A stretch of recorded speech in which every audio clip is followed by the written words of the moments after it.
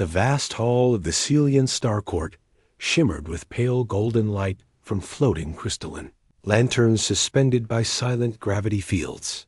Each lantern glowed with an inner radiance that shifted between pearl white and soft violet, illuminating the polished stone floor and tall pillars carved with spiraling patterns that resembled flowing winds across alien seas. The hall was prepared for the annual Concord Gathering, a ceremonial event in which representatives of many species from the surrounding systems met to reaffirm peaceful cooperation, exchange cultural gifts, share knowledge, and negotiate future diplomatic goals. The air in the chamber held a faint scent like distant rain, carried on warm planet-side breezes, a scent produced by the court's climate systems to soothe visiting delegates among the many worlds participating this season. The Soul Alliance had sent a small human delegation led by one man named Aaron. He was not a noble or a decorated officer, but rather a specialist in interspecies technical cooperation, known for solving disputes with level-headed thought and for refusing to be intimidated by rank or pomp. He wore a simple uniform, bearing the insignia of the Alliance, showing quiet pride but not arrogance. He had come to speak on behalf of new collaborative research involving starfield mapping, jump lane stabilization, and advanced energy transfer technologies that would benefit many civilizations. Across the hall stood the Celian royal family, accompanied by high officials and attendants. But the one who drew the most attention was the young Princess Lyra. She was admired across several systems for her sharp mind, natural talent in diplomacy, and her unwavering belief that her people stood at the apex of culture and refinement. While young, she had already mediated several minor interclan disagreements, and her advisors praised her exceptional intuition. Though graceful in appearance with shimmering silver skin and crystalline eyes, she held herself with a certainty that often drifted toward presumption. The event proceeded with ceremonial introduction songs, performed in resonance frequencies that harmonized with the hall's architecture, and demonstrations of scientific achievements from various species. Then came the moment when the human delegation approached the throne platform.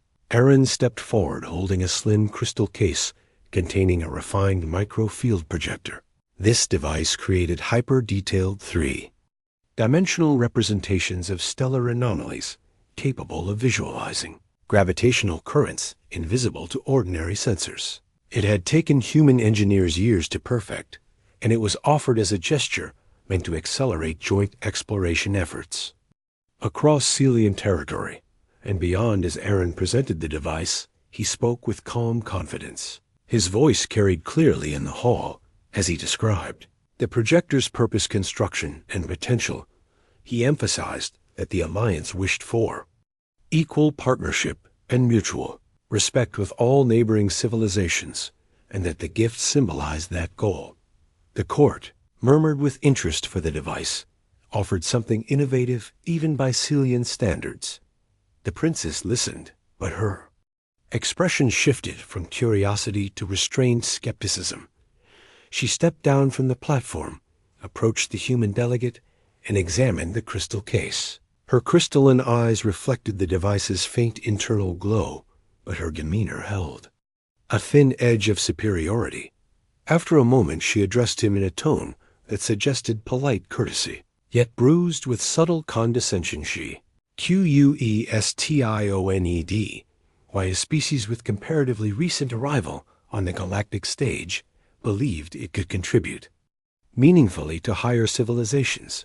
She suggested that while humans showed ambition, they lacked the refinement and heritage of older star empires. She remarked that the device, while clever, seemed more like an attempt to elevate their standing rather than a genuinely valuable offering.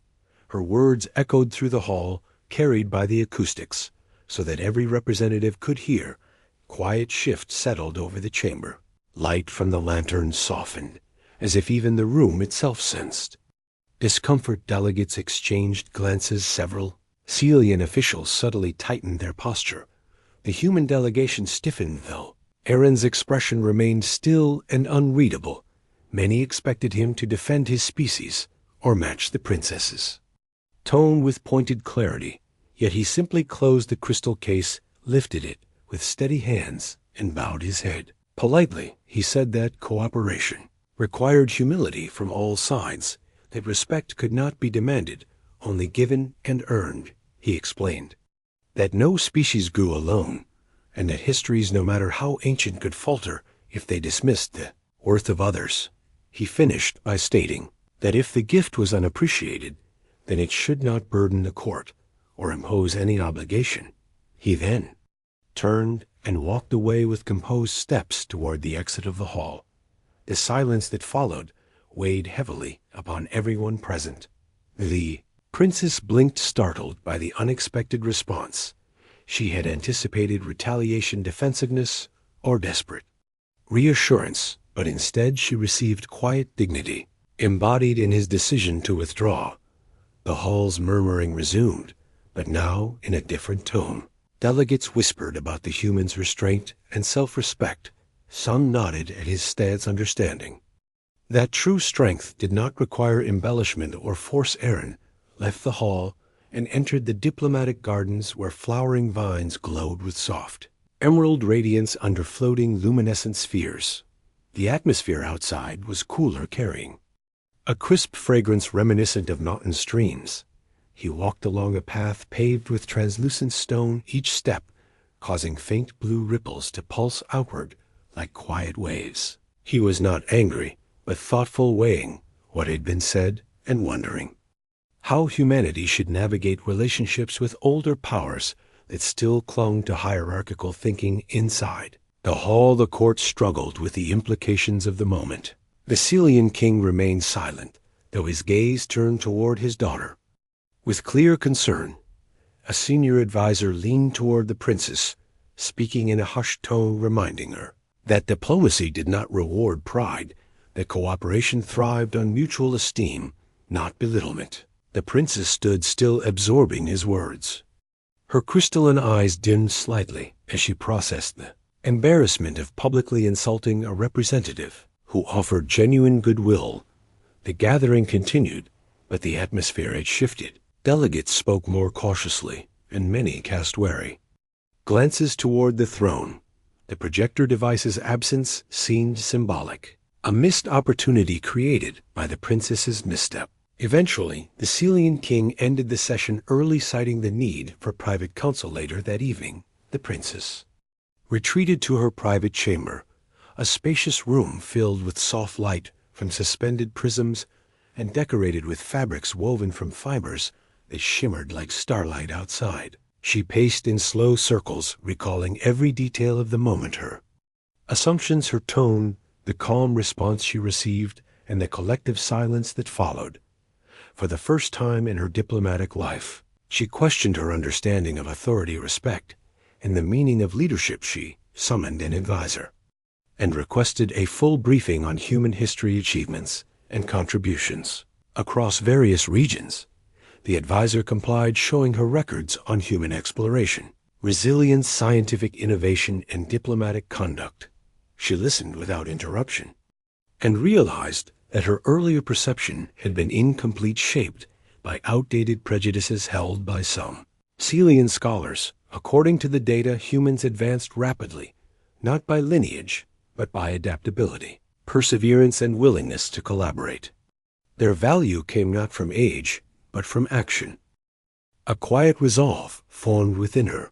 She requested to know where the human representative had gone after leaving the hall, and learned that he stayed in the guest gardens, reviewing documents for a future session scheduled. The next day she dismissed her attendants and walked there herself, beneath the soft glow of the night sky, where twin moons cast silver reflections across the distant lake. Aaron stood by a tall sculpture that resembled interwoven crystal strands.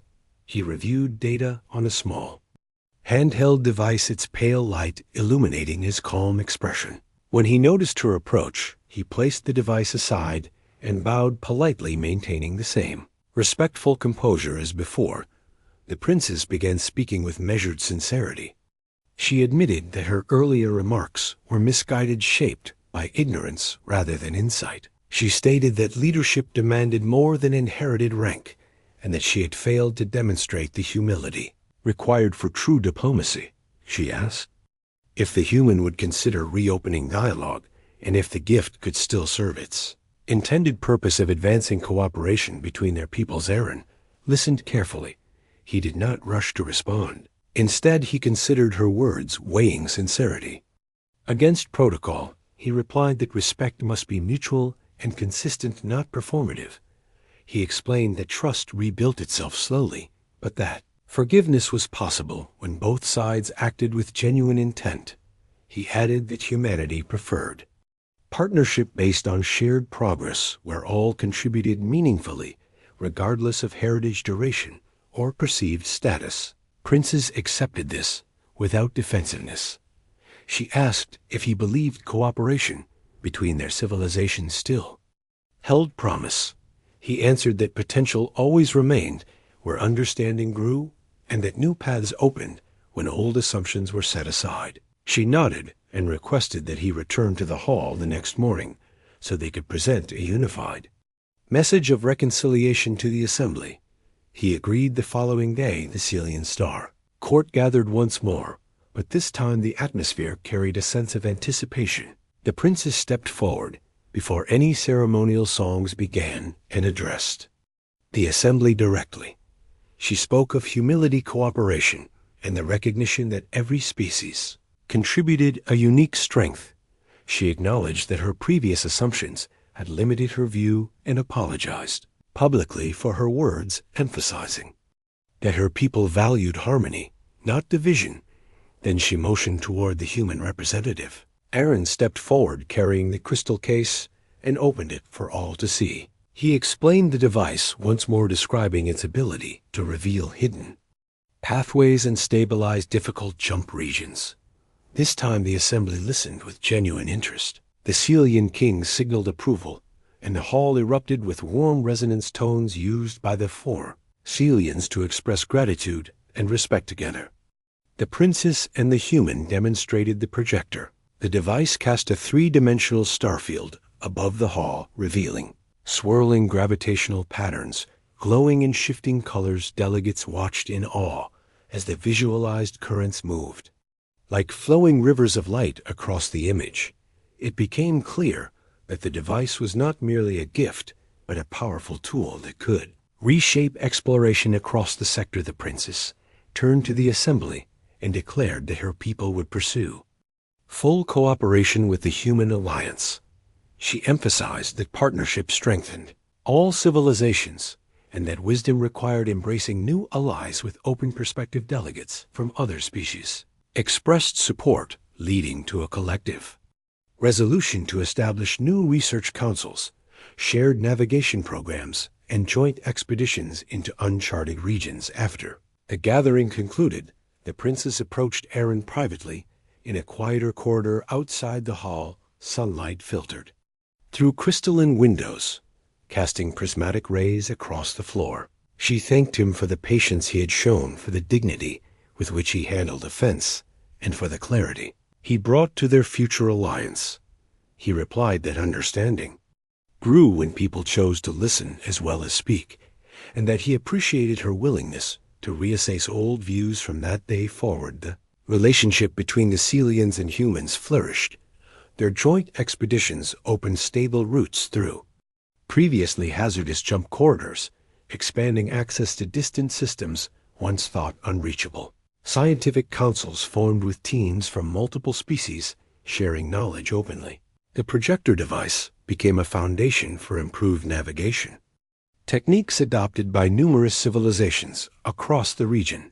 The princess grew into a respected leader, known for combining confidence with empathy and strength with humility. Her turning point at the Concord gathering became a lesson studied in diplomatic academies, where aspiring leaders learned that dignity did not arise from belittling others, but from acknowledging their worth. Aaron continued his service in interspecies cooperation, becoming a key figure in developing alliances based on respect, mutual progress, and steadfast resolve. Through their shared work, humanity proved again that determination, adaptability, and integrity could transform perceptions across the stars. Their influence spread not through dominance, but through understanding. Their presence across the region became a symbol of unity and possibility, reminding all species that value came from action, not heritage. And somewhere within the luminous halls of the Celian Star Court were floating lanterns. Glowed gently in shifting colors, many remembered the moment when a human simply walked away, not out of defeat, but out of principle. A moment that reshaped an alliance and illuminated a new path through the great expanse of the galaxy.